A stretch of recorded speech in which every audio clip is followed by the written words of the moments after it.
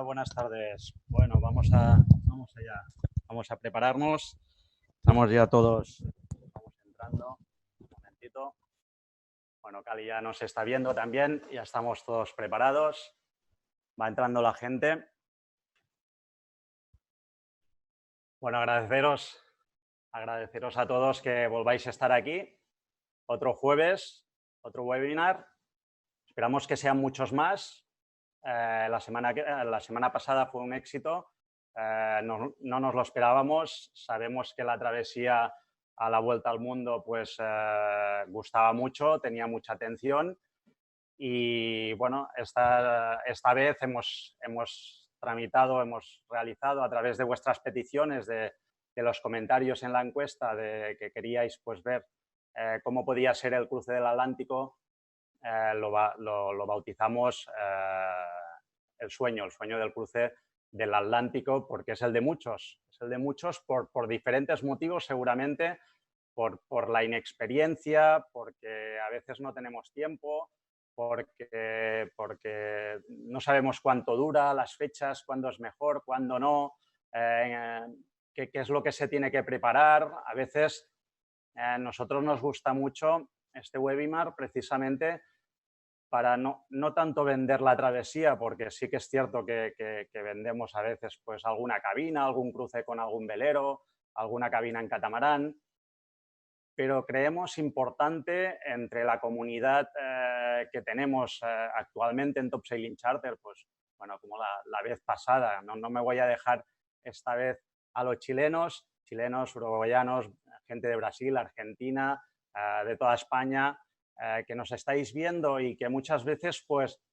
a lo mejor a alguien le apetecería hacerlo pero no sabe cómo, y en cambio hay un armador, un propietario de barco que le gustaría hacerlo pero tampoco tiene la tripulación, ¿no? Entonces con Cali hablamos, ostras, pues ¿por qué no les ofrecemos la oportunidad de que entre ellos nos envíen un correo a sergi@topsailingcharter y nos deis vuestros datos y nosotros los compartimos con a lo mejor algún armador pues que tiene interés?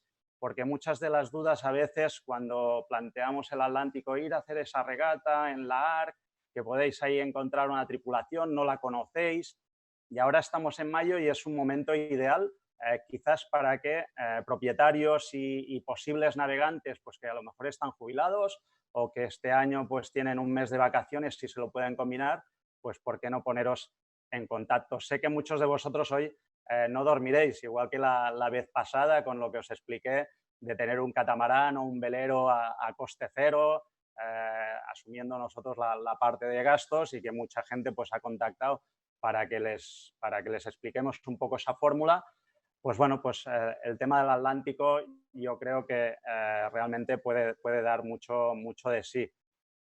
Comentaros también, tengo una buena noticia, y es que la webinar de la semana pasada ya la tenemos colgada en abierto en YouTube, y la tenemos también, si entráis en la página web, en Top Sailing Charter, en la parte del blog, la última noticia, ahí está cargada, con lo cual sí que os pido que la compartáis, que la enviáis a vuestros clubs de navegantes, a vuestros amigos, que salga por todas partes, porque creo que gustó mucho, hemos recibido muchas felicitaciones y bueno, pues ahí la tenéis para que la podáis compartir, ¿no?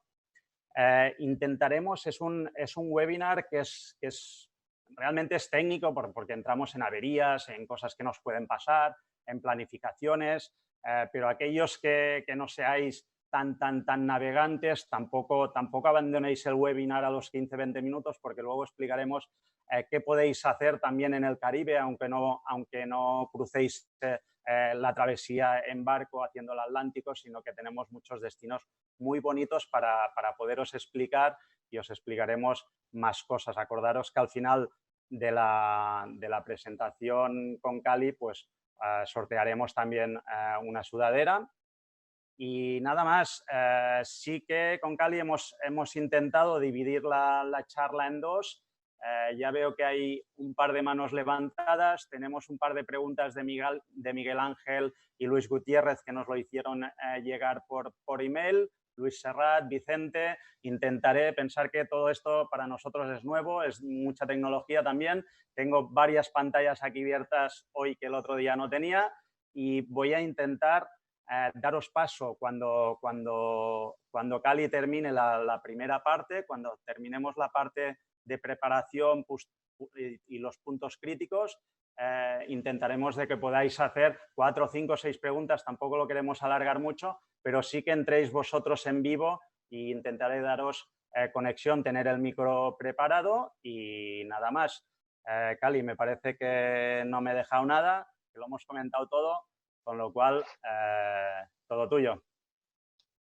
Hola, buenas tardes. Gracias, Sergi, y gracias a todos por asistir a este webinar para seguir soñando pese a esta situación un poco especial, bueno, muy especial, seguir soñando en navegar en el Atlántico, en el Caribe, en nuestros barquitos, y espero que dentro de poco estemos ya todos haciendo la puesta a punto para la temporada de verano que se acerca y ¿por qué no?, planificar un cruce del Atlántico.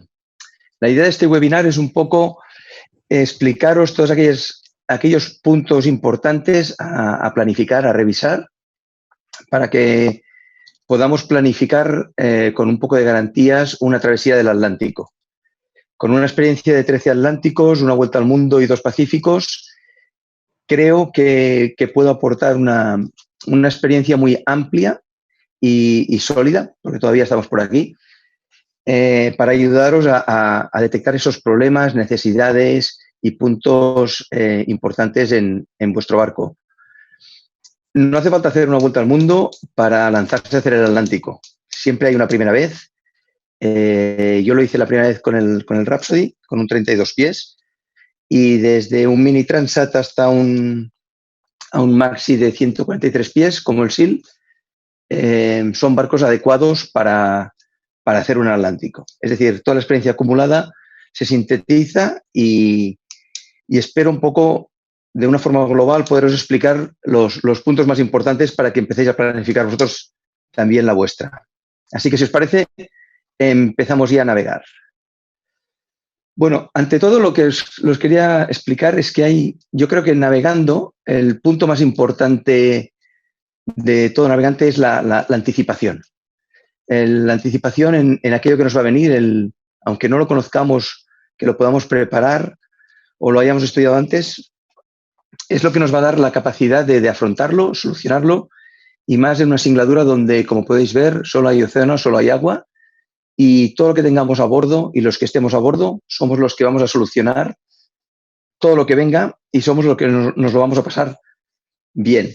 Por lo tanto, creo que es uno de los puntos más importantes que hay que tener en todo barco, ¿no? Anticiparse en lo posible, porque luego las inclemencias, la meteo, el oleaje, todo eso van a ser eventualidades que vendrán, y si estamos mejor preparados tendremos más garantías de conseguir el éxito. Vamos a empezar por hablar de la preparación, ¿no? La preparación del barco. El tipo de barco. Como os contaba antes, desde el SEAL, yo he cruzado el Atlántico en un 144 con 7 personas de tripulación. Éramos todos tripulación profesional. Desde un 144 hasta un mini Transat, un barco en el que va uno solo, un barco de 6,5 metros. El recorrido es exactamente el mismo.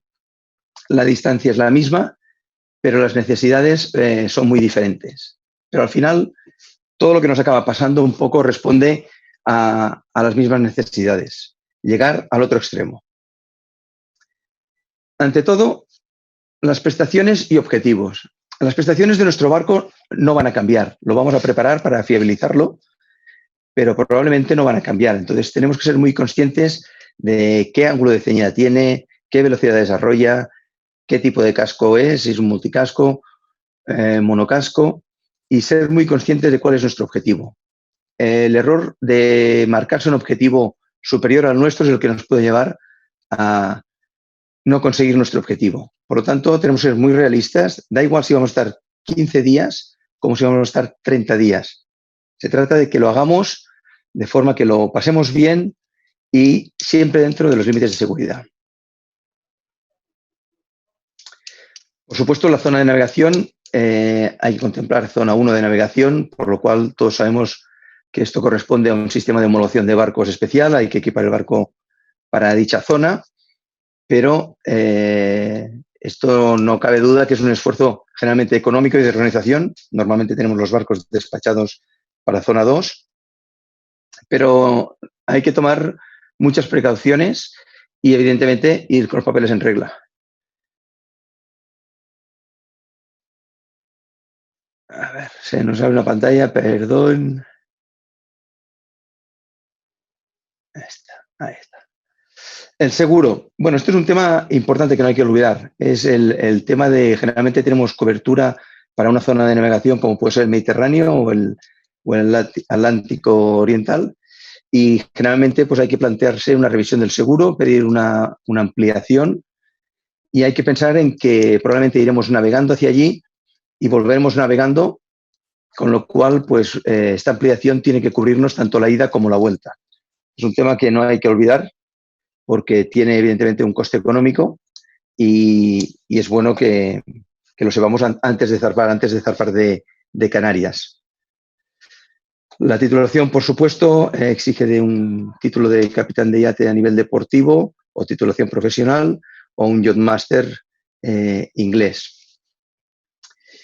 Y la última varada es un punto que lo hemos puesto aquí sin entrar mucho en ello porque generalmente preparamos todos el barco antes de la temporada de verano o hacemos la última varada para hacer anti-fouling antes de la temporada de verano. Y si realmente queremos aprovechar el tiempo, tendremos que intentar en esta varada, si hemos programado hacer un Atlántico a finales de año, aprovecharla para revisar apéndices, arbotante, bocina y todos los pasacascos. A veces cuesta planificarlo y habrá que hacer una segunda varada antes del zarpe, pero la revisión de apéndices, como veréis luego, es muy importante, timón y quilla. Y si hacemos ya una varada, pues en el mes de mayo o junio, pues sería bueno que ya lo tuviéramos en consideración. El material de seguridad, pues por supuesto, los barcos los llevamos equipados con acorde a la zona en la que navegamos. Evidentemente tendrá que ser equipado a la zona 1, la zona de más de 60 millas, pero no solo ello. Yo quería recalcar el tema de llevar equipo de seguridad cómodo, fiable y al que estemos habituados, porque mucha gente, bueno, todos, llevamos chalecos en el barco porque hay que despachar el barco, pero no todos llevamos pues, chalecos autoinflables con arnés para atarnos a una línea de vida, y el nivel de seguridad habrá que aumentarlo un poquitín durante la travesía, por lo cual hay que tomar muy en consideración estos temas. Igualmente el botiquín. Los barcos llevamos normalmente botiquín y cosas necesarias, pero no para estar 20 o 30 días en el mar.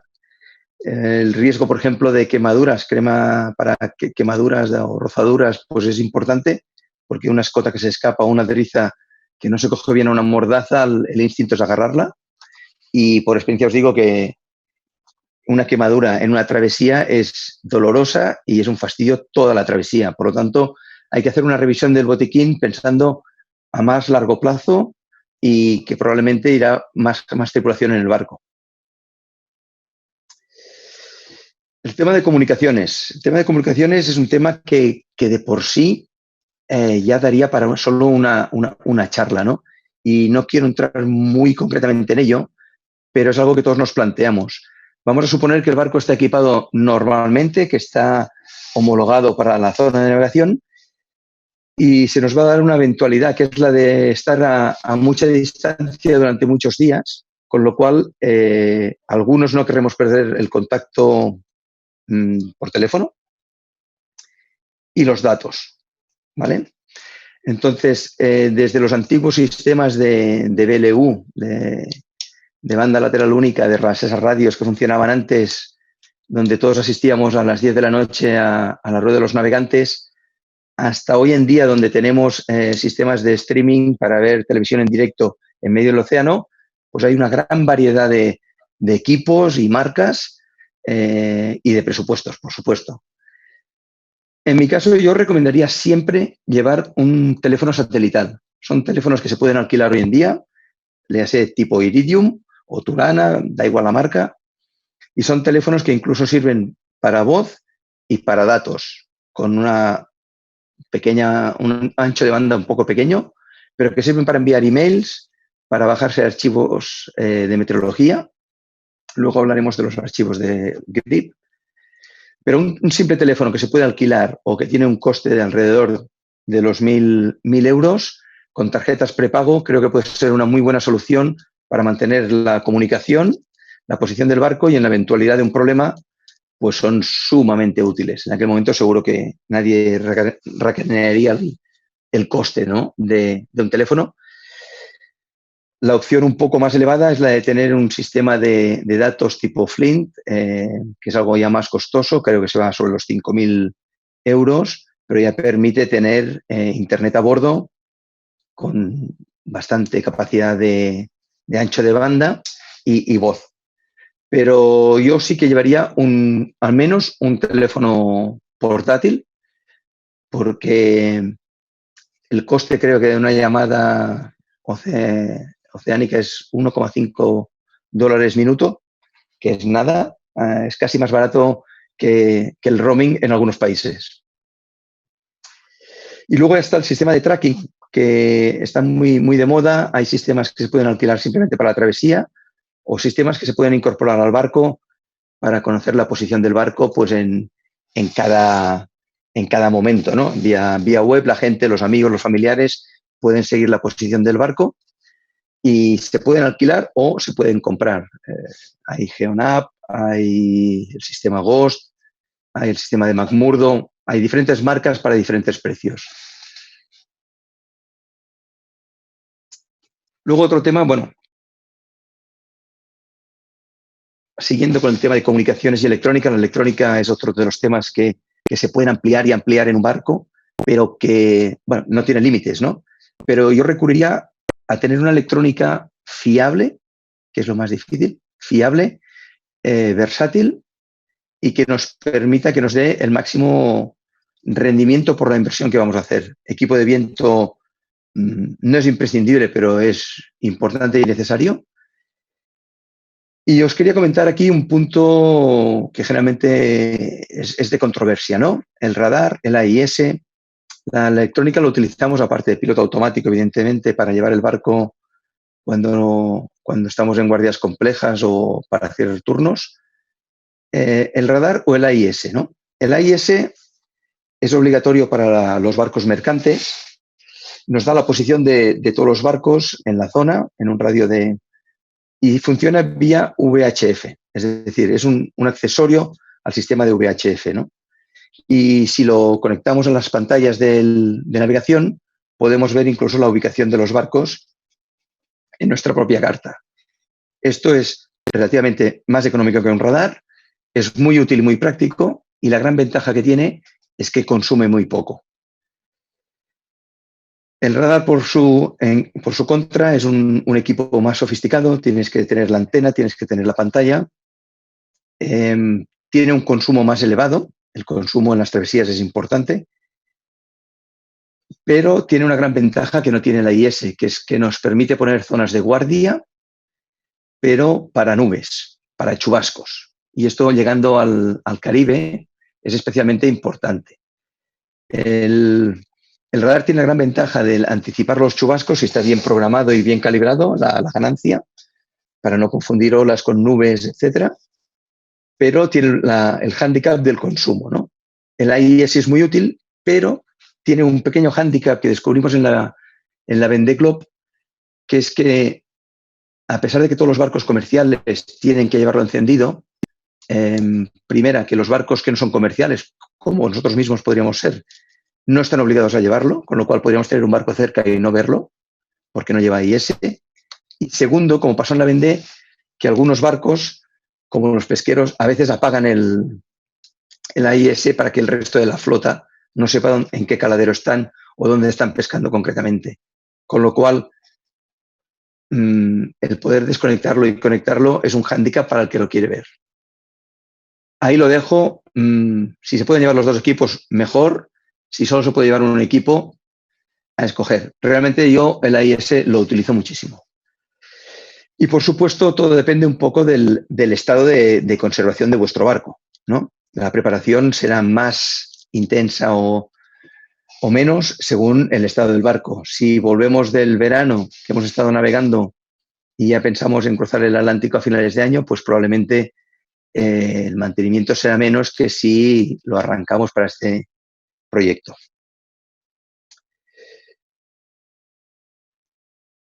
Entonces, hemos querido un poco repasar estos puntos principales. Habría que incluir aquí, por ejemplo, el tema de los recambios. El tema de los recambios es un tema siempre difícil, porque cuando piensas en por sí acá, el por sí, al final acabaríamos yendo con dos barcos, ¿no? Porque, bueno, si se rompe el palo, quisiera un palo, si se rompe la vela, quisiera otra vela. Por lo tanto, hay que racionalizarlo, hay que conocer el barco y hay que hacer una lista de recambios. Yo siempre digo aquellos que seamos capaces de utilizar y sustituir. Porque llevar una membrana de potabilizadora, si no tienes el manual y no sabes sustituirla, no sirve de nada. Con lo cual, la lista de recambios hay que acotarla por el típico problema de espacio, pero creo que es importante hacerla muy a conciencia, saber qué es lo típico que se estropea. Luego hablaremos, como podéis ver, en puntos críticos, cuáles son los que más nos afectan, ¿vale? Para poder un poco prever esa lista, ¿no? Sé que algún astillero, creo que es Halber Rassi, tiene un pack específico para travesías del Atlántico, ¿no? Pero evidentemente son los que venden, con lo cual hay que saber lo que necesitamos. Bueno, dicho esto, pasaríamos a los puntos críticos, más que nada, más que críticos o típicos de generar problemas en travesías largas o navegando hacia el Caribe.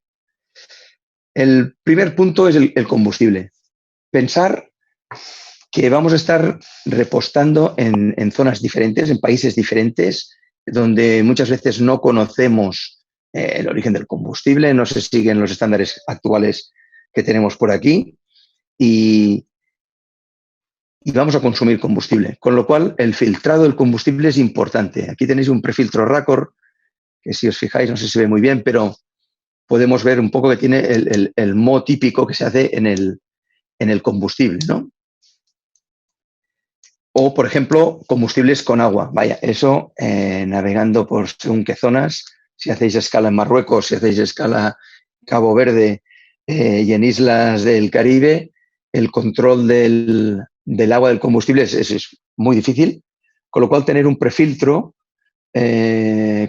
con un vaso de cristal donde podamos ver si realmente hay acumulación de agua y poderla purgar incluso, es muy, muy útil. Como podéis ver aquí en el último dibujo, el color del gasoil y el color del agua. ¿Vale? Cambiar filtros del motor, a veces hay que purgar, hay que separar, abrir inyectores y se hace un poco tedioso. En el momento en que falla un motor, lo más fácil es ir al prefiltro, si tenemos, abrir, cambiar el cartucho que es barato, son cartuchos de papel, cerrar otra vez y el motor vuelve a arrancar rapidísimamente, ¿no? Con lo cual es un punto importante. Otro segundo punto que yo comentaría es el tema de la arboladura. Y este sí que es mucho más crítico. Este no es tan sencillo como llevar prefiltros de gasoil de recambio. La arboladura es un tema que merece inspección. Idealmente sería bueno desarbolar antes de la travesía, pero no siempre se puede. Y analizar una jarcia pues es trabajo de especialistas. Es difícil, a veces ves un hilito de un obenque salido y no por ello hay que cambiar directamente todo el obenque. Pero bueno, un análisis del estado de la jarcia, ni que sea subiéndose al palo un especialista y revisando los anclajes, diagonales, stay, togles, etcétera, enrolladores, pues siempre es bueno, ¿no? Tercer punto, yo os diría los sistemas de achique. Los sistemas de achique son vitales, muchas veces están olvidados. Tenemos bombas o interruptores de bombas que no están revisados y cuando hacen falta, pues te das cuenta que hay un poco de agua en la sentina y la bomba no achica bien o la disposición de la bomba no es la buena. Entonces, darle una buena revisión porque cuando hacen falta se sufre mucho y estresa mucho ver agua en sentina y que no la achicas. Y hasta que detectas de dónde sale, el susto es grande. Yo siempre llevo una bomba portátil con tubo suficiente como para achicar directamente, porque, aunque parezca mentira, pues se utiliza mucho en un barco. Y un tema adyacente un poco al tema del combustible es el tema de los tanques. ¿Cuántas veces hemos revisado el tanque? Seguramente muy pocas, ¿no? Los tanques a veces están incluso construidos en el propio casco del barco, son de difícil acceso, están escondidos y es la típica cosa que no se revisa, ¿no? Pero la suciedad se acumula de los combustibles y la condensación se acumula en el tanque y de allí va al prefiltro. Por lo tanto, en un segundo nivel, después del prefiltro, yo creo que es muy importante atacar el tanque de combustible. Como podéis ver, este tanque lleva 2 registros para poder acceder y limpiarlo.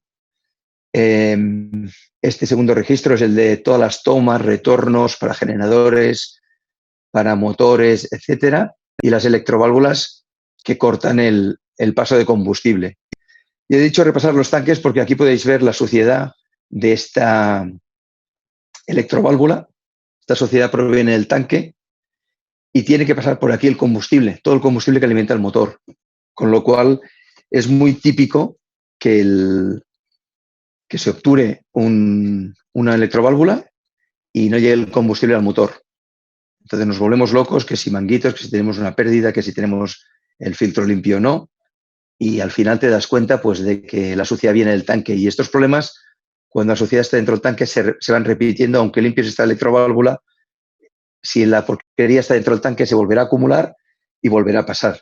La ventaja es que ya sabemos de qué va el tema y a la segunda vez ya vamos más directos a ello.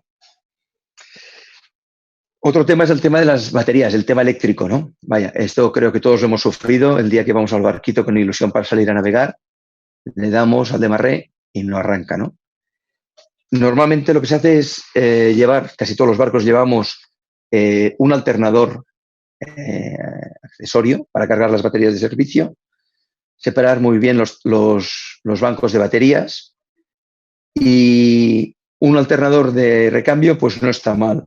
Es una opción, pero repito, depende un poco de la capacidad que tengamos, ¿no? Lo que sí, llevar correas de recambio, porque una correa vale muy poco y soluciona mucho. Correas de recambio y si puede ser un sistema alternativo de carga, pues también es muy bueno.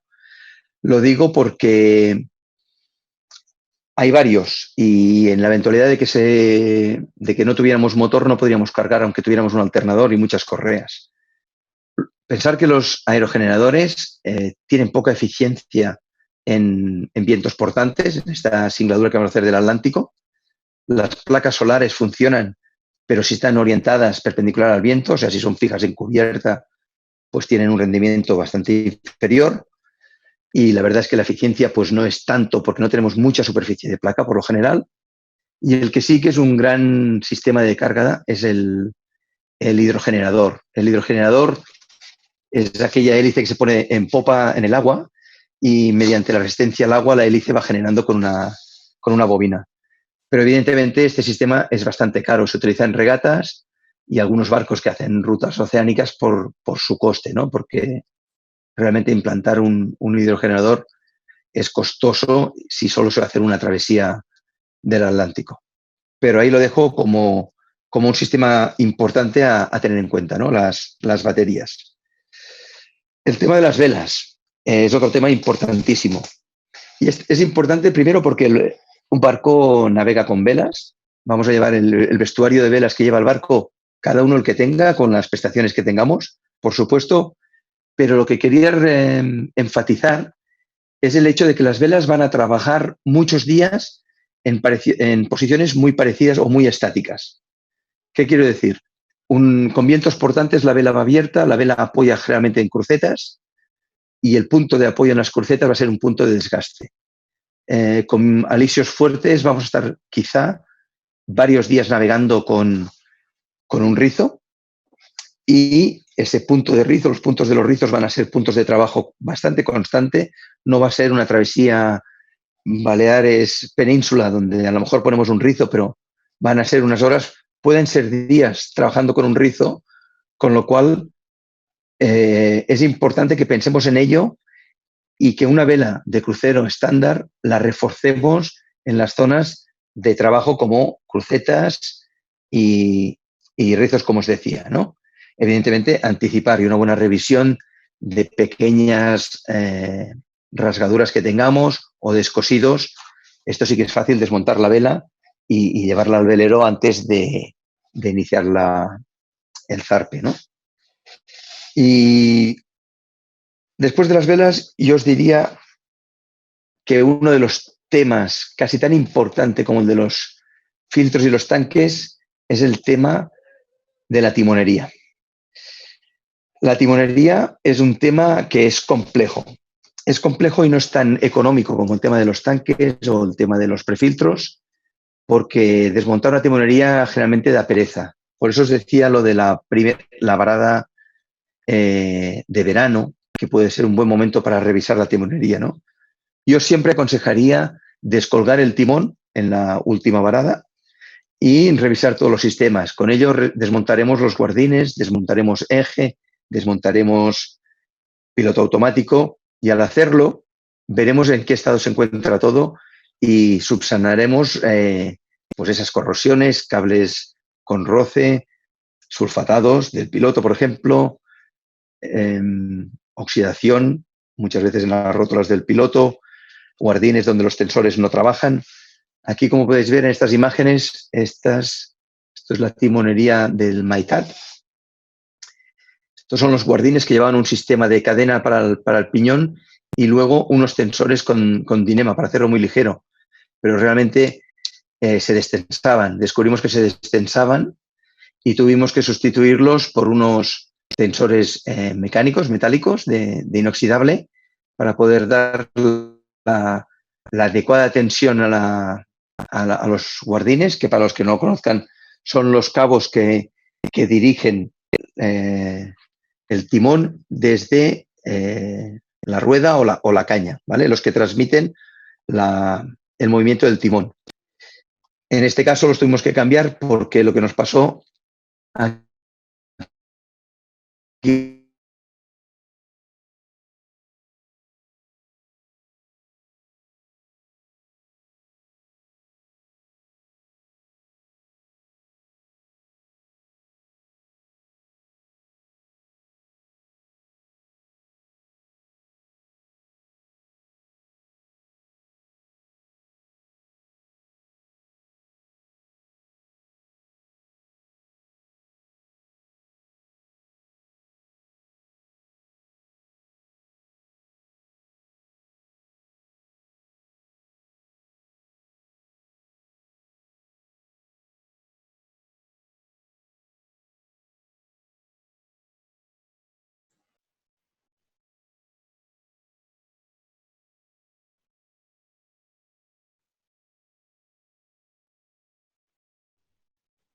A ver, no sé si tenemos algún problema de conexión con Cali.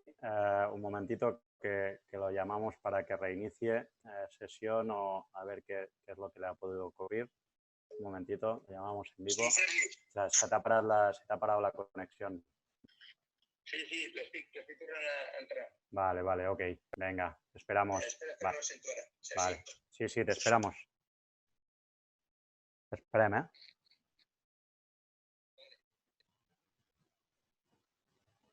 A ver si puede entrar. Bueno, tampoco puedo moveros la pantalla. Vamos a esperar que pueda entrar. Los que me hagáis escribiendo que se ha parado, pues sí, se ha parado. Un momentito a ver si Cali puede entrar. Tenemos varias preguntas que yo os he ido intentando contestar a través del chat. Cuando se vuelva a contactar Cali, pues miraremos de continuar y a ver si termina con la parte de la timonería y os daremos paso a aquellas preguntas que vosotros queréis realizar. Levantarme la mano, está Fabián, Gerardo, Víctor Navas, ¿vale? Y luego haremos un seguimiento. Santiago, veo que Cali ya está por aquí, te puedes conectar, Cali. A ver, vale, espera un momentito que te tengo que dar yo paso, me parece. A ver, un momentito. ¡Pam! A ver, ahora, ¿nos oyes, Cali? Sí, os oigo. Vale, perfecto, ya volvemos a estar aquí. Estabas en el tema de las timonerías. Exacto. Gracias, Sergi. Perdonar, se me ha cortado internet, pero ya estamos aquí otra vez. Tenemos que acelerar un pelín, Cali, que tenemos varias preguntitas y les damos paso a 4 o 5 personas que quieren preguntarte en vivo. Perfecto. Acabo el tema de la timonería, solo para que veáis la importancia del tema de la timonería. Y la siguiente transparencia, como podréis ver aquí, este es el Prolluny, es una aventura de unos amigos que salieron de Palamós para ir hacia el Caribe y tuvieron una rotura de timón, ¿no? Os lo he puesto porque me parece súper ingenioso y quiero compartirlo con vosotros, la solución que tomaron. Como podéis ver, aquí tuvieron que utilizar un tangón para hacer un timón de fortuna y os voy a contar lo que hicieron. Fijaros, con la puerta del baño hicieron un soporte, la riostraron a la popa del barco y con el tangón hicieron este timón, ¿de acuerdo? Con un trozo de panel también del baño. Me gustó mucho la experiencia y desde aquí agradecerle a Mía, a Donata y a Isaac su experiencia porque ellos intentaron hacer un timón grande, hacían una pala muy grande y eso en un barco con vientos portantes y con ola hace mucha fuerza. Mi aprendizaje con ellos fue que un timón de fortuna tiene que ser un timón de fortuna, no vuelve a ser un timón performance como el que teníamos, con lo cual las fuerzas de una pala grande, que es lo que todos desearíamos, son muy exageradas y es muy difícil de construir. Pero ellos, después de romper un par de timones, consiguieron hacer este pequeño timón, pero que ya servía para gobernar el barco, ¿no? Como podéis ver, con un candelero lo atravesaron al botalón, hicieron el reenvío por las poleas para desde la bañera pues gobernar el barco. Y así pudieron irse acercando hacia Cabo Verde y llegar a buen puerto, en este caso. Sergi, un poco aquí, si os parece, es hasta donde quería yo hablar de la preparación antes de hablar de la travesía, pero si hay alguna pregunta, igual la podríamos ir contestando. Pues vamos allá. A ver. Aquí tenemos... un momentito, que ahora no os veo con las manos.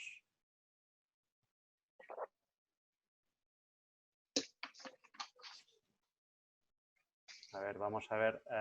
Miguel Ángel Sapena, que me parece que lo conoces, nos preguntaba por aquí qué opción recomienda traerlo de vuelta en caso de no poderlo volver personalmente. Entiendo que esto lo comentarás luego. Sí, luego hablaremos del regreso, al final de todo. Luis Gutiérrez por mail nos preguntaba, tengo una duda, me gustaría conocer su opinión. En caso de que se te rompa la pala del timón, ha hecho un timón de fortuna con un tangón y la madera, que esto es lo que hemos explicado ahora precisamente. Exacto. Pero si no tuvieran tangón, ¿cómo lo podría hacer? ¿Es posible gobernarlo con una ancla de capa? Mira, sin tener un tangón, que últimamente pues la mayoría de barcos ya no utilizamos tangones, sino botalones y espías asimétricos, eran muy útiles para hacer timones de fortuna. Un ancla de capa es una solución, pero el concepto yo creo que es el bueno. Nosotros con el Rael tuvimos que improvisar una vez en el Atlántico bajando a la Antártida. Se desunió también la mecha con la pala, no perdimos el timón, pero la unión de la mecha, que es el vástago que lleva la pala del timón, se desunieron y lo que hicimos es echar por las dos bandas 2 cabos independientes con toda la resistencia posible, cabos, algún trozo de vela vieja, bolsas, botellas de agua, es decir, resistencia por estribor y por babor del barco. De manera que tirando de uno en un winche y el otro, conseguimos estabilizar un poco la popa del barco y navegar con portantes, equilibrando un poco el barco, ¿no? También es cierto que luego acoplamos los tangones para aumentar el brazo de palanca y gobernar. A ver, perdón. Aquí nos pregunta José María. ¿Dónde estás? Pues no veo las manos, ahora no sé por qué se me han ido. Me pregunta qué opina de llevar un ordenador portátil, qué tipo de portátil recomienda. Entiendo que con un disco duro para los vaivenes de las olas. Si llevo el portátil, ¿puedo dejar de llevar radar y ICE? Pues los llevaría en el software del portátil. Me imagino que necesito conectarle algún aparato al portátil para que haga de radar y ICE, ¿no? ¿Qué software deberíamos llevar instalado? Bueno, cada caso tiene su especificación. No dejaremos de llevar el ICE, no dejaremos de llevar el radar. Lo único que conectaremos el ordenador, lo podemos conectar fácilmente con un cable. Hay unos aparatos para conectar la entrada de NMA, de electrónica, con el protocolo de electrónica al ordenador, y con el software de navegación y la cartografía, pues ver. Hoy en día con un tablet podemos tener toda la cartografía necesaria y tiene un precio muy razonable con un tablet portátil. El riesgo que tiene es que un tablet se nos cae al suelo y se parte. La pantalla. No podemos confiar en algo tan vulnerable, ¿no? Por eso una pantalla fija de electrónica en el barco, en la mesa de cartas, es muy recomendable. Pero sí es cierto que es una opción muy económica y hay cantidad de software adaptable a cualquier navegación. Yo, personalmente, cuando siempre llevo a bordo, aparte de un portátil, un GPS que por USB puedo conectar al barco, y la cartografía tipo, sin que sea propaganda, pero tipo Navionics, creo que por $60 tienes la cartografía de todo del cruce. Con lo cual es un sistema de backup. Confiar en la electrónica únicamente en equipos portátiles es arriesgado. Bueno, vamos a ver, ahora que he encontrado lo de las manos, Fabián Dietrich, a ver si te puedo dejar, a ver si te podemos oír. Fabián. ¿Estás en? Hola. Sí. Fabián, buenas tardes. Buenas tardes, ¿qué tal? Bueno, sí, para mí sí, buenas tardes. ¿De dónde nos llamas, Fabián? Yo estoy del otro lado del Atlántico, en Uruguay. Muy bien. Vamos allá con la pregunta. No, yo saludé cuando llegué cuando me uní nada más. No hice ninguna pregunta. No quiere preguntar nada. Ok. Por ahora me estoy informando. Está muy bueno bien, todo. Gracias. A ver, con Martín.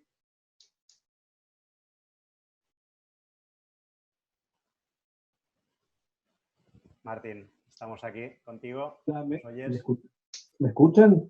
Sí, le escuchamos. ¿De dónde nos llama? De Buenos Aires, Argentina. Muy bien. Un saludo.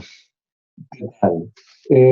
Bueno, en cuanto al timón, yo tengo un Roll 38 que viene con un doble sistema de timón y ya preparado el timón de fortuna. Y las travesías que realizamos, siempre llevamos preparado un timón de fortuna, ¿no? Tratar de no tener que caer en el momento de tener que fabricar uno. Eso es una cosa. Y lo otro, ¿con cuántos juegos de vela calculáis que llevar a uno? Bueno, te hemos perdido, pero creo que la pregunta era ¿cuántos juegos de velas? Generalmente un barco llevamos una mayor, un par de velas de proa y un tormentín, y luego los espís asimétricos, pero esto depende un poco del presupuesto y del tipo de barco. Evidentemente, llevar un solo espí, pues hay riesgo en maniobras o en una ida de piloto que se rompa un espí. Sería ideal llevar dos, pero ya volvemos un poco al tema de costes y de espacio. Un poco depende del objetivo del barco, ¿no? Yo he cosido velas en medio del Atlántico y las he vuelto a izar. con lo cual no hay un mínimo. Evidentemente, cuantas más se pueden llevar y según el perfil de navegación, cuanto más performance sea el barco, pues evidentemente pues llevaremos una 2, una 4, cuantas más velas de proa mejor, que son las que realmente trabajan. Pero vamos con Gerardo Crico. Gerardo. El micro, Gerardo. ¿No? Pues me parece que ya los hemos hecho todos los que han levantado la mano. Me pregunta José María, ¿podría repetir la salida que debe de tener el portátil, por favor? Dependerá del portátil. Normalmente lo que tenemos son cables que salen, son cables NMA que se conectan a la electrónica y que tienen un terminal USB, que es la entrada típica de todos los ordenadores, ¿no? También hay salidas con cable de red. Esto dependerá del equipo de electrónica que lleve, ¿no? De la marca que lleve y del modelo que lleve. Gerardo, no sé si querías preguntar algo, si no silencio. Vale, tenemos a José María que ha levantado la mano, pero me parece que ya lo hemos contestado. Rastelman. Señor Rastelman.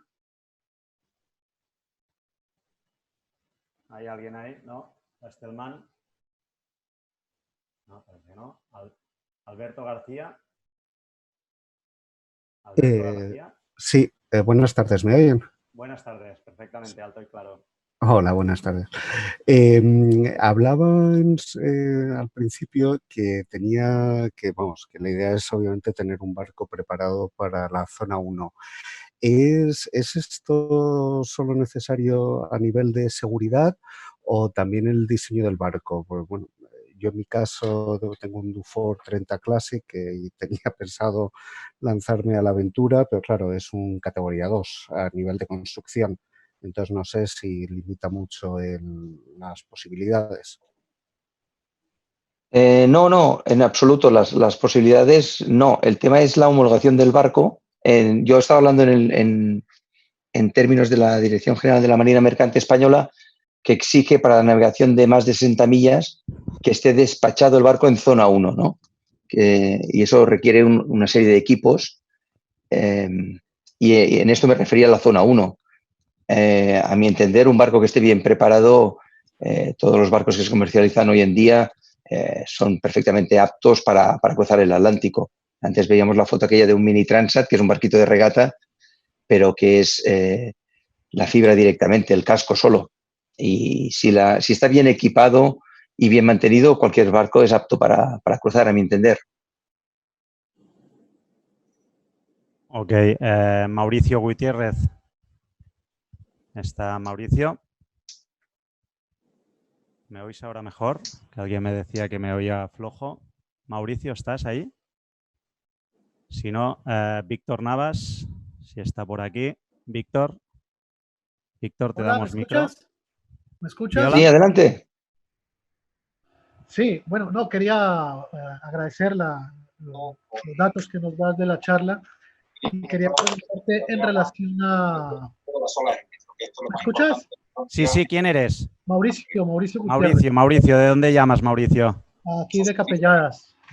Muy bien. Barcelona. A través del KML son los archivos de Google Earth. Adelante con la pregunta. Sí, me gustaría preguntarle en relación a... ¿Qué opinión tiene en relación a los alisios? No te oímos, ¿eh? ¿Hay alguien que habla por detrás? Subirlo directamente aquí en la aplicación para que me aparezca. Bueno, no soy yo. Que la haga tu compañero, no hay problema, Mauricio. Venga, que pregunte él, después Pásale pregunto el yo. micro, que no tenga vergüenza. No, si quieres, dale la pregunta a la persona que está hablando y después pregunto yo. Vale. Perdona, Mauricio, preguntabas la opinión sobre los alisios. Sí, ¿qué opinión tienes al respecto? Si es mejor hacer un rumbo directo buscando los alisios más al norte. Esto, Mauricio, ahora entraremos en meteorología y lo veréis. Vale. ¿Vale? Perfecto. Bueno, para un poco para responder, los alisios, la ventaja que tiene es que son vientos portantes, bastante constantes, están asociados a una ciclogénesis del Atlántico, que es el anticiclón típico de Santa Elena, y lo veremos ahora con unas transferencias de los archivos GRIP. Damos paso a Víctor. Víctor Navas, no sé si estás ahí. Otto, ¿cómo estás? Hola. Hola Sergi y hola Cali. Cuidado, se suman Rastel, creo que está hablando Rastel y Víctor. Víctor, adelante con la pregunta. Con lo cual aquí es donde verdaderamente se... Sí, yo he activado el audio por error. Disculpar lo de levantar la mano. Continuar con el resto de preguntas. Saludos a los dos. Ok. Era el día 8 sobre las... Vale, ¿hay alguien más por Veo aquí? como ya se me está metiendo aquí el viento de poniente. Que tenga abierto el micro. No. Bueno, os bajo un momentito a todos las manos. ¿Vale? Volveremos a contactar con el tema de en directo a la segunda parte. ¿Vale? Disculpar a aquellos que tengáis alguna pregunta concreta. Me volvéis a levantar la mano. Hacemos un repasito de algunas preguntas que me han hecho por el chat. Algunas las responderé a mano. La más crítica era si se rompe el palo en plena travesía, ¿qué podemos hacer? Bueno, hacer un palo de fortuna. Es decir, todos vimos la llegada del Licor 43, que tuvo más impacto que la propia llegada casi del ganador de una Whitbread, cuando con una bota vara, después de desarbolar, con un cacho de palo y una bota vara, envergaron una vela de fortuna y siguieron navegando. El único punto que hay que tener muy en cuenta cuando sucede una avería grande o grave es que, yo diría, no pasa nada. Simplemente hay que hacer un cambio de paradigma, hay que redefinir objetivos. Lo que antes era llegar en 3 días, a lo mejor va a ser llegar en 15, pero ya está.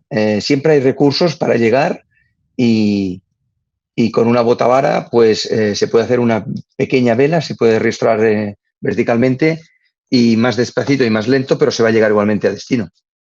Vale, Cali, seguimos un poco con el planning que teníamos. Tenemos varias preguntas, algunas las voy respondiendo a mano, ¿vale? Y si no, luego hacemos otra tanda, ¿de acuerdo? Os veo luego. Perfecto. Pues si os parece, bueno, yo tenía una pregunta aquí que alguien decía si con un teléfono de última generación se podía utilizar como teléfono satélite. No, seguro que no. Los teléfonos satélites son equipos especiales, el hardware es especial y no depende solo de la tarjeta. Hay que comprar un teléfono satelital y luego las tarjetas asociadas a diferentes compañías para tener servicio de teléfono. No, perdón, era una pregunta que tenía por ahí. Bueno, un poco para definir la fecha de cruzar, ¿no? ¿Por qué típicamente cruzamos el Atlántico a finales de año? Pues un poco es para aprovechar el establecimiento del alisio y porque generalmente es hacia finales de octubre, mediados de noviembre, el Centro de Previsión de Huracanes de Miami emite un comunicado donde ya el riesgo de que las tormentas tropicales que se desarrollan desde julio hasta, digamos, noviembre, dejan de tener el riesgo de acabar en huracanes. Aquí, como podemos ver, tenéis el huracán Irma. Cuando ya era huracán, fijaros que las tormentas tropicales empiezan en la costa africana y desde junio se van desplazando secuencias de ondas con chubascos que llegan al Caribe y en verano dan mucha lluvia. Y a mitad normalmente entre finales de julio, agosto, es cuando empiezan a tener el riesgo, debido a la alta temperatura del mar del Caribe, el riesgo de desarrollar una ciclogénesis de huracán, ¿no? Como podéis ver aquí, el huracán Irma, a ver si me acuesta aquí, perfecto, iba avanzando, como podéis ver, en 6 días se había hecho casi desde Cabo Verde, ya con categoría de huracán, todo el Atlántico y se iba acercando a las costas del Caribe. ¿vale? Aquí podemos ver que inicialmente esto era un huracán en formación con la probabilidad del 40%. Y aquí podemos ver cómo se analizan desde Miami, por ejemplo, la evolución y la proyección del paso de los huracanes. ¿Vale? El Irma fue el que hace 2 años a nosotros nos pilló en Miami con el MyCat y devastó el Caribe dramáticamente. Aquí podéis ver la posición y las proyecciones de trayectoria. Y aquí se puede ver exactamente cómo estaba impactando en Miami, ¿no? Entonces, es por esto que las regatas, ya sea el Gran Prix del Atlántico, la ARC y la época buena para cruzar el Atlántico es a partir de noviembre para evitar el riesgo de huracanes, y es cuando el momento es esperar pues, el establecimiento del alisio en el centro del Atlántico, ¿no? Cuanto más reforzado esté este alisio, pues más viento portante tendremos y más rápida será la travesía. La ruta. Bueno, la ruta típica sería partiendo de, vamos a suponer, de Europa o de España, de la península, cruzar Gibraltar y bajar hacia Canarias. Canarias es casi una escala natural para hacer escala. Hemos hecho desde el estrecho, seguramente venimos de más lejos, pero ya unas 700 millas. Esta zona es mucho más variable, todavía podemos navegarla sin que sea alisio, con lo cual es probable que tengamos que ceñir. Estamos cerca de las costas de Marruecos y pensando en que puede ser en noviembre, las condiciones pueden ser muy, muy variables. Realmente lo que es el cruce del Atlántico empieza ya a partir de Canarias.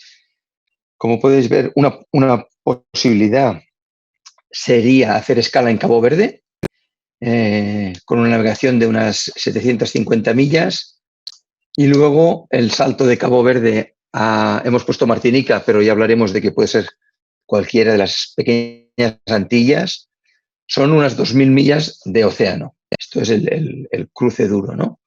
La otra opción es saltar directamente desde Canarias, que como podemos ver en cómputo total es prácticamente las mismas millas, pero lo que sí que es verdad es que al salir de Canarias normalmente no se hace rumbo directo, sino que se baja un poco al sur para aprovechar el alisio, ¿no?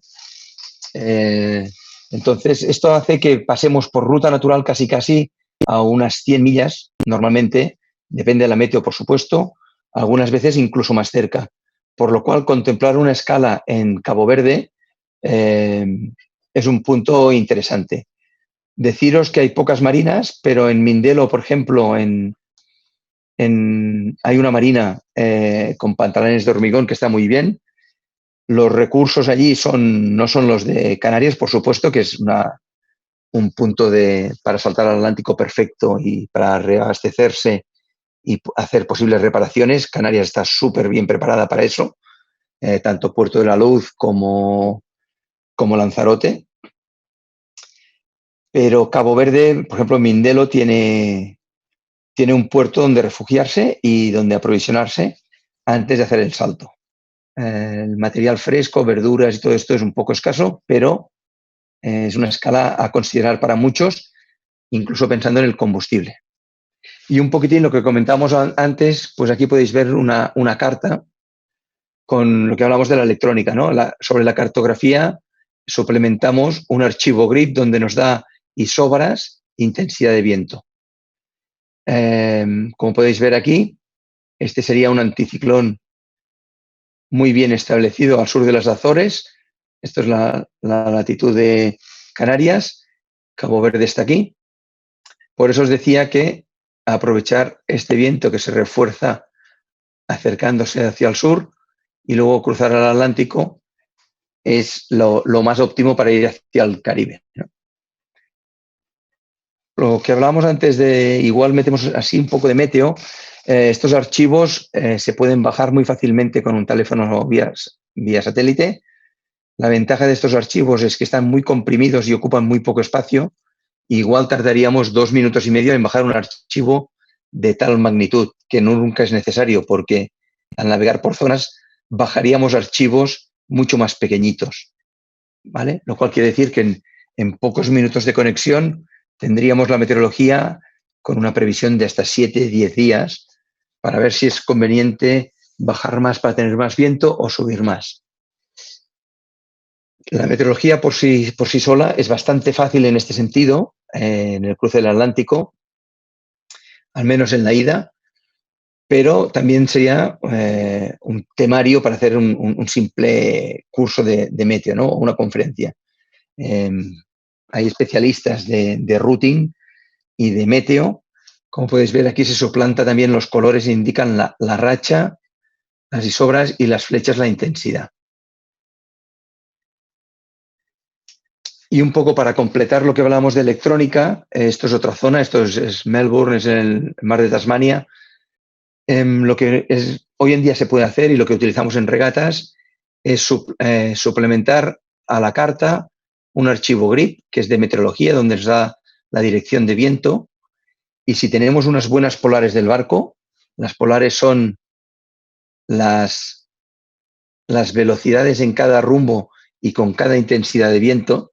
Son unos archivos que hay que tener de cada barco, son personalizados de cada barco, juntando la meteo con la ruta que queremos hacer. Es decir, si estuviéramos aquí y quisiéramos ir hasta aquí, bueno, esto nos lo corta la carta, pero lo que hace el software de navegación es que interpola en cada momento y con la velocidad que tenemos cuál es la ruta más óptima. Aquí podéis ver los diferentes subpuntos. Aquí estaríamos, integra la meteorología en ese punto en el momento en que lleguemos y nos optimiza la ruta para llegar a un destino. Aquí, como podemos ver, esto sería una trasluchada. Aquí volver a trasluchar para seguir avanzando. ¿Ok? Esto es un poco la explicación de por qué el integrarlo todo en un ordenador. Evidentemente, esto se puede hacer en un portátil o en el ordenador de navegación de a bordo. Bueno, dicho esto, de la meteo, bueno, aquí tenemos lo que os comentaba antes, un archivo GRIP de cuando el Irma, antes veíamos la trayectoria, cuando el Irma impactó en Florida y como podéis ver, los triángulos son 50 nudos de viento y como podéis ver en esta flecha tenemos 50, 60, 70, 75 nudos de viento de predicción, ¿vale? Esto es una situación altamente peligrosa. Por eso evitar huracanes cerca de costa es fundamental para los barcos y en medio del océano también, porque la violencia de los huracanes, pensar que este huracán venía desde todo el Atlántico. Pero bueno, esta imagen la encontré en el archivo y os la he querido poner para que vierais por qué evitar la zona de huracanes. Y ya estamos en travesía. Yo os diría que en la travesía propiamente, tanto si zarpamos directo como si zarpamos de Canarias hacia el Caribe o si zarpamos con escala en Cabo Verde, hay varios temas importantes a tomar en cuenta, que los voy a mencionar un poco, pero yo os diría que es muy importante hacer un briefing con la tripulación o 3 briefings. Yo siempre quiero empezar antes de una travesía con un briefing de seguridad. Es muy importante que todo el mundo, habrá momentos que la gente llega el día antes o que llega a una escala y no ha hecho la escala anterior, con lo cual el briefing de seguridad creo que es muy importante para que todos sepamos con qué equipos contamos, dónde están ubicados, extintores, radiobaliza, balsa, chalecos, arneses, líneas de vida. Creo que es muy importante para darnos a todos la comodidad y la confianza de empezar una travesía con mucha tranquilidad. Otro briefing importante es el de los roles y las responsabilidades. Cada tripulación y cada barco va a tener uno diferente, pero tiene que quedar muy claro quién tiene qué responsabilidades, qué guardias se hacen, cómo se hacen. Yo siempre las cuelgo escrito en una pizarra o en un papel en el TOA del barco porque todos estaremos relajados en algún momento, estaremos tomando el sol, podéis ver esta imagen que es placentera, podemos estar durmiendo, pero alguien es responsable pues, del control del piloto automático, del combustible, del estado de las baterías. Por lo tanto, es muy importante que sepamos los roles y las responsabilidades. Y por último, el tema de las guardias, que lo he comentado en este anterior, creo que tienen que quedar muy claras. Hay que hacer equipos lo más complementarios posibles y los horarios tienen que estar muy claros. Más de una vez nos ha pasado que estás en cubierta, te duermes y eres tú el que está de guardia. Por lo tanto, es muy importante que quede claro antes de zarpar. Y una vez zarpamos, pues está claro, la intendencia creo que es lo que hablábamos antes, la anticipación, ¿no? Es muy difícil hacer la intendencia bien hecha de un barco por varios motivos. Primero, porque tenemos poco espacio, porque generalmente vamos en un cruce del Atlántico, vamos bastante gente en un barco y depende quién lo haga. Cuando es un barco con tripulación profesional o alguien que se dedica a ello, pues evidentemente es más fácil, pero a veces hacer la compra para una casa o para un fin de semana es fácil, pero para una temporada larga de 15 hasta 25 días puede ser más complicado, ¿no? Entonces hay que respetar mucho a quién va a hacer la intendencia, ayudar y ayudar en la estiba, porque luego todo aquello que se compra es muy fácil llenar carritos en el súper, pero cuando llegas al barco nunca ves la forma de inquibirlos y guardarlos, ¿no? Entonces la intendencia es un tema muy importante. El vestuario es otro tema importante, aunque hay que decir que en la travesía de ida, al ser condiciones normalmente favorables, quizá lo más adverso nos lo encontraremos hasta llegar a Canarias. Pero una vez allí, pues generalmente es clima casi veraniego, ¿no? Hay que contemplar que al final del Atlántico es cuando se acumula más la densidad de chubascos, de precipitaciones. Por lo tanto, habrá que no olvidarse el traje y a quien no le gusta ir descalzo, las botas de agua. Pero generalmente es un tema fácil en la ida, sí que es más complejo y en la travesía de vuelta, ¿no? Ya que vamos por latitudes más al norte y dependiendo de cuándo volvamos, pues va a ser más complicado. Otro tema importante, pero que ya hemos comentado, es el tema de la meteo. Como os decía, no hay que volverse locos bajando la meteorología. Si vemos una condición de anticiclón estable como la que hemos visto, con un grip a 4 días tendríamos suficiente. No hay que bajarse el grip cada 3 horas, porque no va a cambiar. El anticiclón es muy estable, si tuviéramos borrascas es muy diferente y sí que hay que seguirlo más a conciencia. Lo que es muy importante es mirar el cielo, porque al final queremos confiar en la predicción meteorológica, pero el barco navega por el trimado de las velas y las nubes hablan mucho. Por lo tanto, aquí la electrónica no tiene tanta importancia, tiene más importancia el análisis meteorológico, el día a día, el ver las condiciones de oleaje, intensidad de viento y trimar bien las velas y adecuar la vela correcta. Hemos hablado del tema de las guardias y un poco el tema de las rutinas, ¿no? Es importante tener rutinas porque van a pasar muchos días y, vaya, especialmente en la situación que nos encontramos nosotros, nos hemos dado cuenta en este confinamiento que las rutinas a todos nos ayudan mucho a marcar unas pautas diarias, ¿no? Pues la salida del sol, las comidas, las revisiones, el llevar la caña, pues cuanto más mejor, ¿no? Porque notaremos, pues, si hay tensiones en la rueda, si el barco tira, si va descompensado de velas, no caer en muchas horas de piloto automático, ¿no? El mantener rotaciones en todos los sistemas, entrimar las velas, mover los puntos de trabajo de las escotas, es muy importante, ¿no?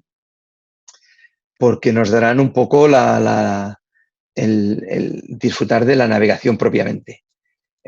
Compartiéndolo con lectura y compartiéndolo con cocinar, con comer, dormir y escuchar música, ¿no? Pero sin abandonar el barco, ¿no?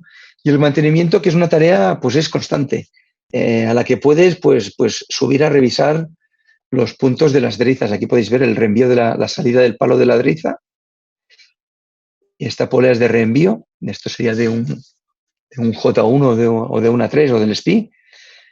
Revisar y revisar, porque anticipar, aquello que decíamos al principio, es fundamental, ¿no? Si vemos un roce, pues proteger ese punto.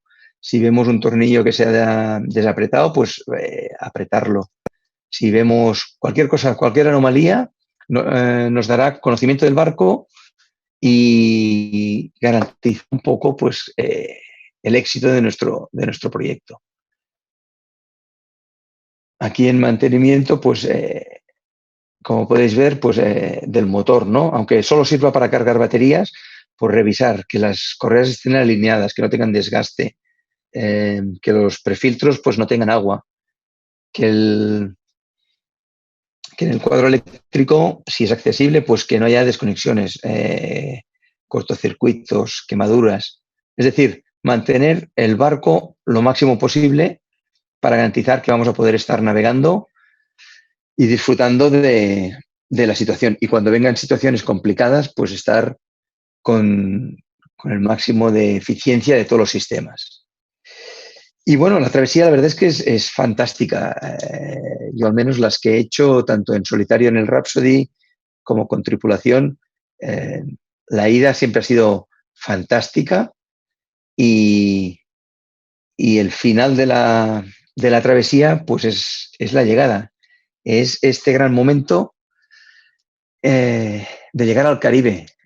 Sobre todo no os olvidéis de tener la carta pormenorizada del Caribe, de donde estimáis llegar y zonas cercanas, porque algunos pensamos en comprarla una vez llegamos y es importante disponer de cartografía. Hoy en día con la cartografía electrónica es mucho más fácil porque seguramente ya zarparemos con toda la zona Caribe comprada e instalada a bordo. Y este es el gran momento, la llegada al Caribe. Yo siempre recomendaría llegar a una isla pequeñita o paradisíaca, pero la verdad es que siempre tenemos ansiedad por llegar. Alguien tiene que volar de regreso, o llegan amigos, o vamos cortos de combustible o cortos de aprovisionamiento y acabamos yendo a islas más pobladas, ¿no? Pero en cualquier caso, siempre es un momento mágico, la llegada al Caribe. No sé, quizás, Sergi, podríamos hacer un turno de preguntas que han surgido mientras hacíamos la presentación, antes de pasar a la parte final de la conferencia. Vale, vamos allá. Supongo que me oís bien. Vamos a hacer una cosa para que no nos pase lo de antes, porque veo manos levantadas, pero no sé, hace un rato. No sé si Jordi Zaragoza, hace rato que la ha levantado, no sé si estás por ahí.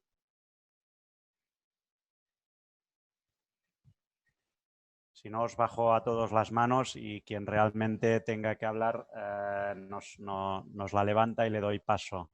Vamos a probarlo. A ver, ¿hay alguien que quiera hacer una conexión en directo? De todas maneras, te comento, Kim Carreras nos ha enviado una pregunta. Tú que has estado en la Antártida, ¿qué piensas de ir en un barco de fibra? Y si crees que es posible en una sola temporada.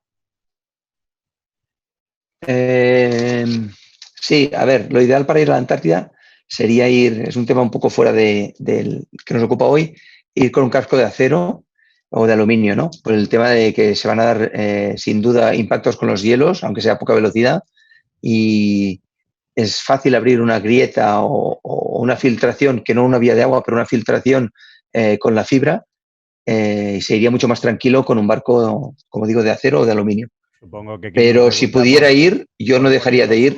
Sí, claro. Yo no dejaría de ir por un barco de fibra, porque es apasionante. Otro día os lo explicamos. Vamos a dar paso a Carlos Tarruella. Sí, a ver. Carlos. Carlos. Yo no sé si nos oyen, no nos oyen. Carlos. ¿No? Bueno, probamos con Carlos Más. Hola. Hola, sí, ¿quién habla? Sí, ¿qué tal? Habla Carlos. Hola, Sergi. Hola, Carlos. ¿Qué tal? ¿Cómo te llamas?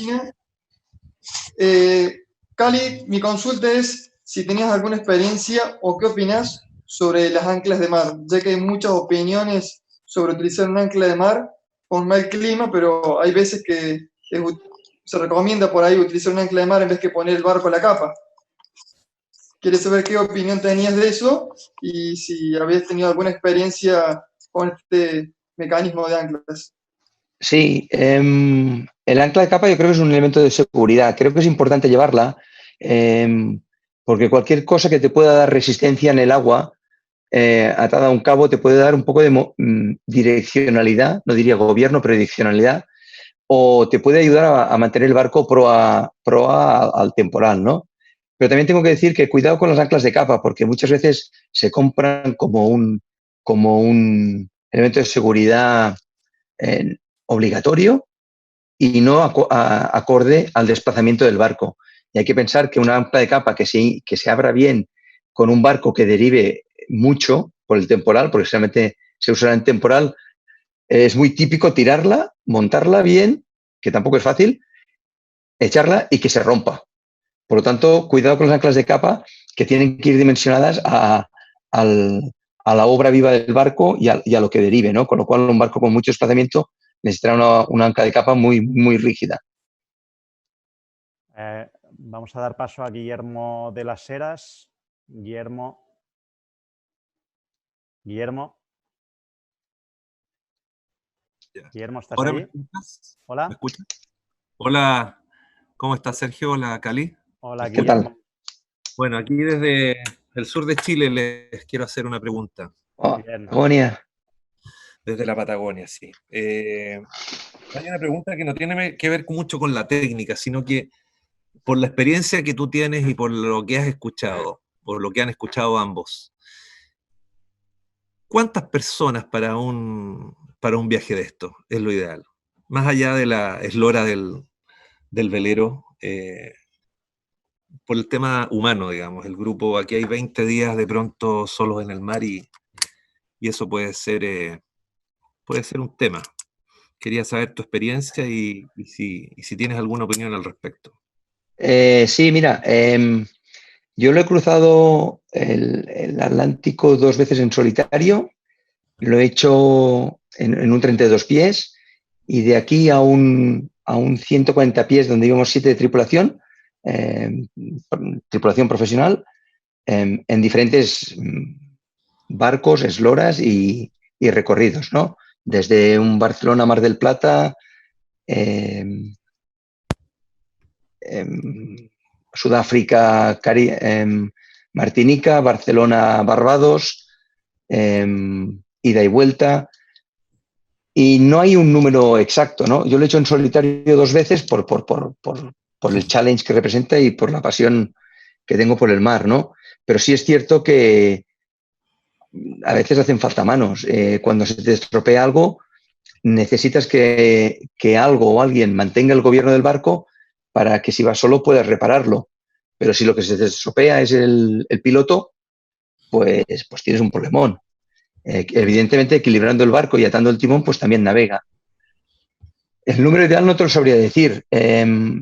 Yo quizá te diría, pues a nivel, si pensamos en grupos de familia o de amigos, te diría que un barco de 40 pies es una eslora con ciertas garantías, sin ser muy costoso ni muy grande, y con una tripulación de 6 está muy bien porque te permite hacer 3 guardias de 2. Pero repito, no dejaría de hacer una travesía porque ni por la eslora del barco ni por la tripulación, ¿no? Sino cohesionarla bien y yo te diría que quizá 6 personas en un 40-45 pies es lo más como navegación deportiva, lo más estándar. Okay. Vamos a ver con Alberto García, no sé si estás por aquí, a ver que se me ha ido. Sí. Alberto. Hola. Hola de nuevo. Si nunca antes has hecho la travesía del Atlántico, aunque bueno, o sea, en mi caso nunca la he hecho, sí que he hecho muchas travesías, varias vueltas a España, he ido al Reino Unido, y aunque tengo experiencia en travesías cortas en solitario, ¿es una locura querer hacerlo en solitario o o es factible y, vamos, y no representa demasiado riesgo?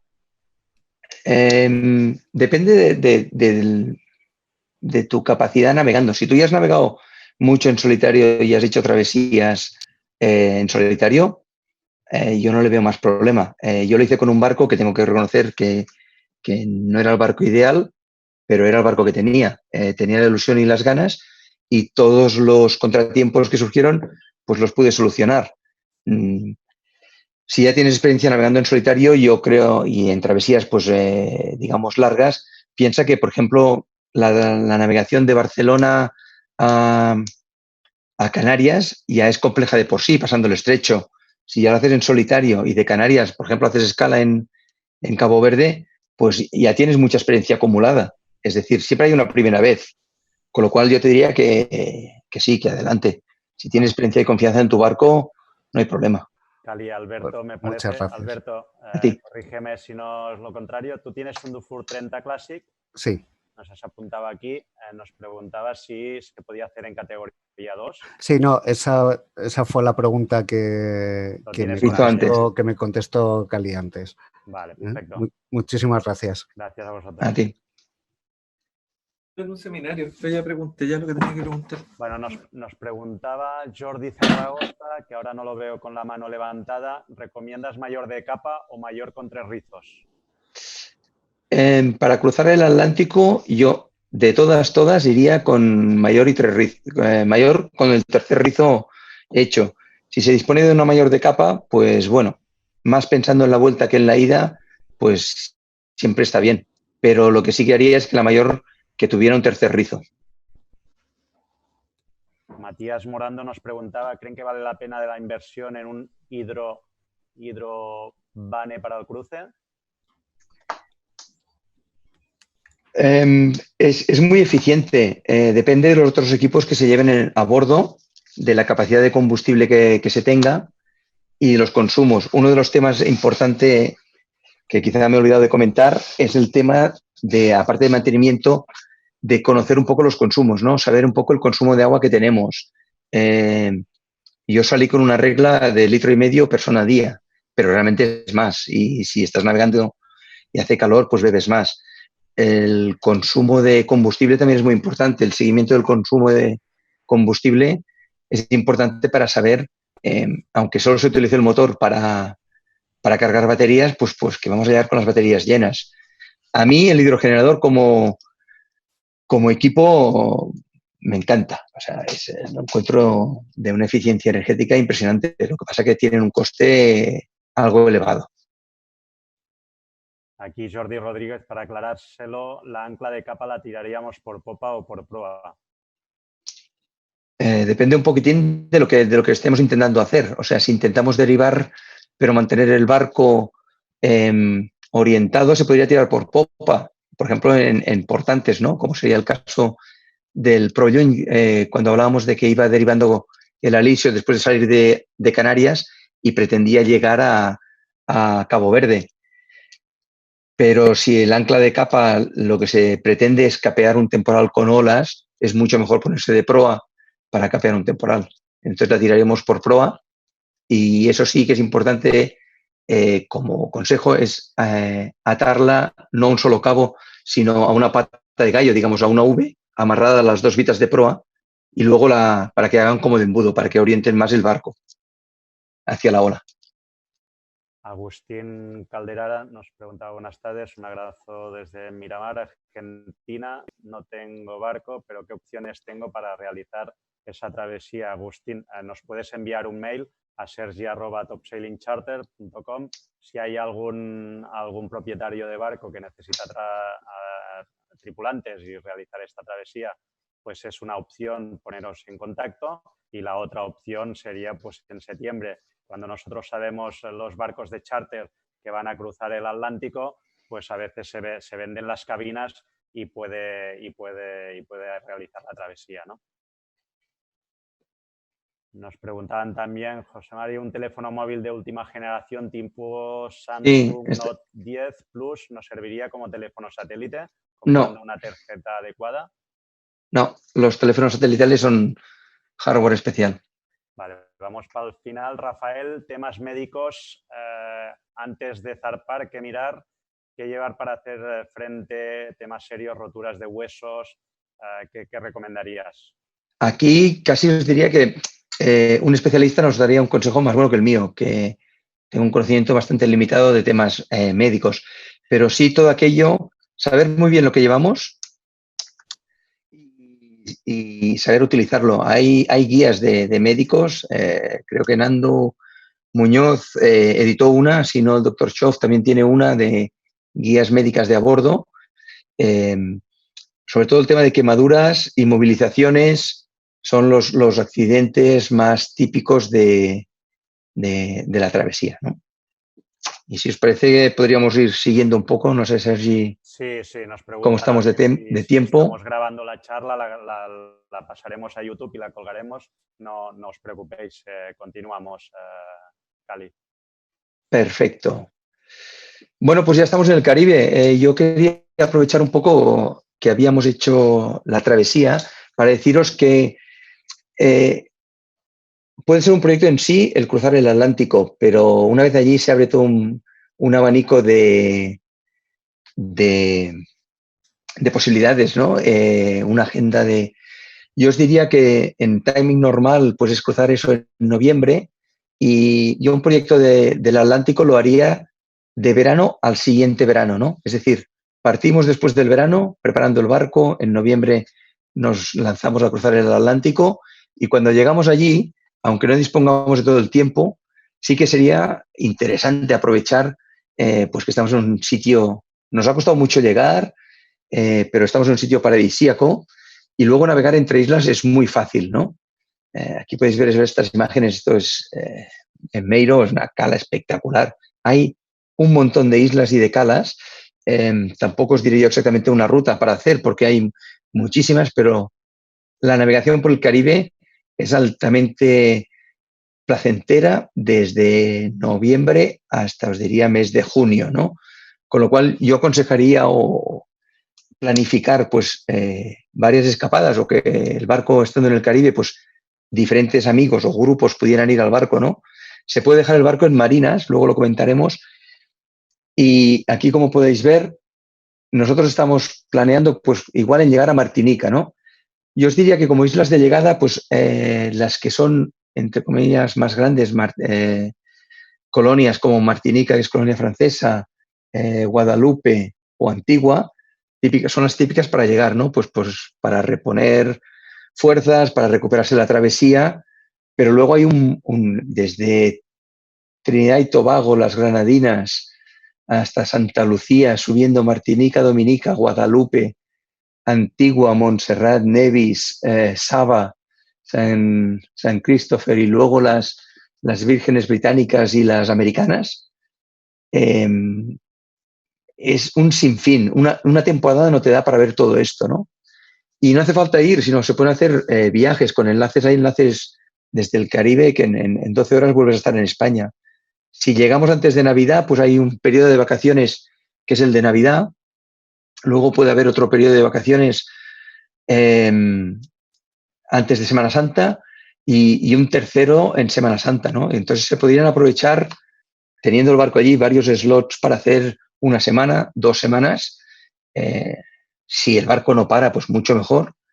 Entonces esto es lo que quisiera recomendar fuertemente. Es decir, el proyecto hoy iba de llegar al Caribe, el cruce del Atlántico como sueño de navegación de altura, pero una vez allí creo que es muy importante pues aprovechar el evento, ¿no? No va a ser mucho más costoso el proyecto en sí, si lo miramos en un proyecto de un invierno, y la verdad es que hay sitios espectaculares. Aquí, por ejemplo, os he puesto, aquí veis la parte francesa de Saint-Martin, en Marigot, una playa de Anguila, está a 15 millas, o sea, se va en un través largo. Y aquí tenéis Virgin Gorda, ya mucho más al norte, en las Vírgenes Británicas. Hay, como podéis ver, muchas marinas donde poder dejar el barco con total seguridad. Hay gente incluso que se puede encargar del barco y si no, se pueden hacer varios viajes, ¿no? Cali, Con esto deciros que hay un abanico muy ancho de opciones una vez en el Caribe, ¿no? Cali, perdona un momentito que no se vaya la gente porque se piensa alguno que ya se había acabado la charla, que les vamos a explicar cómo tienen que volver su barco a Puerto Origen. Sí, pues bueno, dicho esto un poco de la navegación en el Caribe, quisiera hacer un poco un pequeño apunte sobre el regreso, ¿no? El regreso normalmente se hace desde una de las islas más al norte. Yo os diría que Antigua y San Martín quizás son las dos mejores islas para preparar el barco, porque tienen muchos ship chandlers, hay muchas facilities para sacar el barco del agua si hiciera falta y el aprovisionamiento de sobras se puede hacer directamente, pero otra vez pues el salto a Azores son 2.156 millas hasta Horta, una escala en Azores pues siempre va bien, si no se puede ir directamente, pensar que normalmente saldremos ciñendo del Caribe y ganaremos latitud, o sea, no haremos estas rectas, sino una curva, a medida que nos acercamos a las borrascas del norte, iremos transicionando hacia el este. La navegación es más dura porque vamos a latitudes norte, porque es el final del invierno, pero todavía recirculan borrascas que vienen desde América hacia el Atlántico, van transicionando hacia el este, y aquí sí que los partes de meteo son más importantes, ¿no? El estudio meteorológico, para que nos pillen borrascas, es más crítico para garantizar el éxito. Luego hay unas 1.100 millas hasta el estrecho desde Azores, que después de todo lo que habremos navegado nos parecerá un periquete, pero hay que llegar y ya os digo, si zarpamos a entre final de abril y durante todo el mayo, llegaríamos a junio para volver a hacer una temporada de verano en el Mediterráneo. Y si no podemos hacerlo, pues hay varias opciones. Como podéis ver, cargando en Dockwise, este barco se sumerge, se entra, te amarran, te trincan, te ponen las cunas y al día siguiente achican el agua y zarpa hacia Europa, hacia Toulon, Palma o Cartagena, con lo cual en 18 días, entre 16 y 18, tenemos el barco otra vez en Europa, o una opción que es más económica, que es el transporte en cubierta. Como podéis ver, aquí estábamos cargando el MyCat, el barco va estivado en cubierta de un mercante. Generalmente el coste aproximadamente casi ronda la mitad de lo que es el Dockwise que va sumergido, pero tarda prácticamente lo mismo. Y con ello tendríamos, o, como decía antes, una pregunta, ahora que lo pienso, hay la opción de contratar una tripulación profesional para que regresen el barco de vuelta al Mediterráneo. Y eso es todo. Os deseo buena proa y espero veros allí. Muchas gracias a todos y si hay alguna preguntita más, creo que podríamos responder, Sergi. Muchas gracias, Cali. Un placer como siempre. Intentamos hacer las cosas en un timing de 1 hora, pero ya decíamos que era muy largo, Cali, y siempre se nos acaba alargando. Luis Vilche nos preguntaba si has vivido alguna vez un hombre al agua y su rescate. No he vivido, por suerte no he vivido nunca un hombre al agua, pero... Y agradezco esta pregunta porque es algo que estaba apuntado por aquí, pero se me ha olvidado. Pero dentro de la electrónica, yo sí que contemplaría un equipo de hombre al agua. Son aparatos transmisores que con una pulserita, si alguien cae al agua y se separa 10 metros del barco, se dispara una alarma. Son equipos sencillos, no necesitan mucha instalación y realmente garantizan, bueno, el peor riesgo que hay, ¿no? El caer al agua. Yo he tenido la suerte, y espero que dure, de no haber nunca sufrido un hombre al agua a bordo. Cali, nos preguntaban ¿qué coste puede tener aproximadamente volver el velero en barco? Evidentemente depende de la eslora, de la capacidad de negociación. Y ya te digo, creo así, ratios generales. Un barco en Dockwise, en este barco que se sumerge, se entra, ellos estiban y te largas. El ratio más o menos es la mitad, pero no os puedo decir precios, os podéis preguntar a Seven Star, a Dockwise, hay varias compañías. Si ponéis transporte de veleros, hay varias compañías y os pueden dar cotización de la eslora del barco y de la época. Incluso tienen un calendario con los fletes. Realmente hay 3 o 4, las compañías grandes tienen 3 o 4 de ida y de vuelta, básicamente. No os lo he comentado, no lo hemos comentado, pero Cali es ingeniero. Si hay alguien que quiera pues, saber un poco más, tener más conocimientos o que le haga una pequeña auditoría o le ayude a realizar esta travesía, se puede poner en contacto con él, no hay ningún problema y os ayudará en todo lo que haga falta. Mi correo, que alguien me lo pide otra vez, sergi@topsailingcharter. Repaso un poquitín desde abajo y pasaremos al sorteo, si no, de la sudadera. El seminario se está grabando, o sea, la subiremos a YouTube. Supongo que será lunes, martes de la semana que viene. Os agradecemos muchísimo vuestra presencia. Vamos a ver, aquí nos pregunta... bueno, esto ya lo has contestado. Déjame hacer un repaso porque han entrado muchas.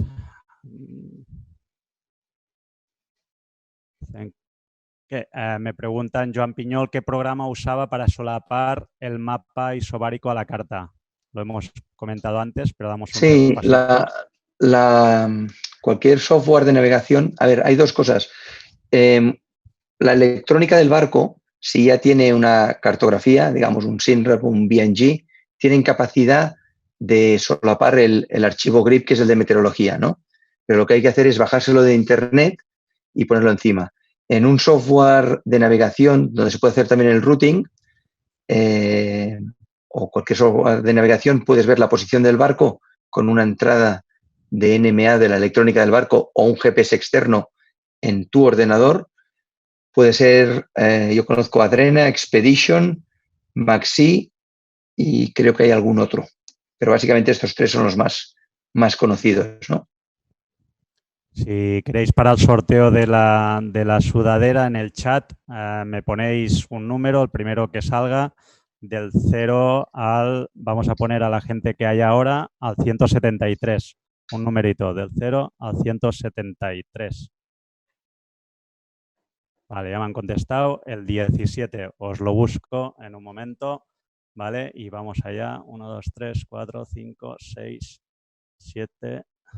Vamos para abajo.